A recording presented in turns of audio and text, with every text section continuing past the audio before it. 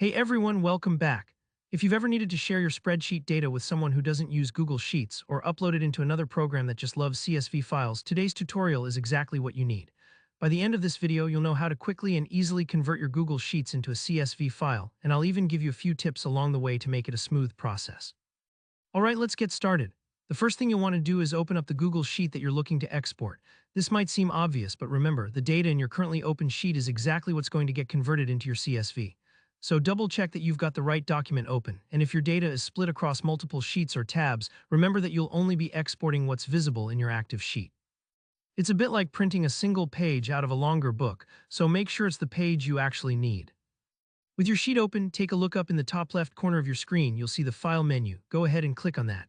This is where a ton of powerful options are tucked away in Google Sheets, from sharing and printing to what we're focusing on today, downloading your file in different formats.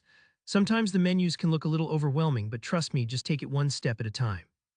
Now inside that File menu, you'll want to hover your mouse over the option labeled Download. Don't click just yet. Simply let your mouse rest on it for a second, and you'll notice a new set of choices pop out to the right. It's almost like you're peeling back another layer, and this is where Google lets you pick the exact format you want for your export. From this little list, you're going to choose comma-separated values, or CSV for short. If you're not familiar with CSV files, they're basically just a very simple stripped-down format for storing data. Every bit of information is separated by a comma. These files are incredibly handy because they're compatible with pretty much every spreadsheet program in existence, from Excel to database tools and even some coding environments. Just click on comma-separated values, CSV current sheet, to continue. And that's pretty much it for the technical steps. As soon as you click, Google Sheets will get to work, and you'll see your CSV file download right to your computer, usually to your Downloads folder unless you've set things up differently.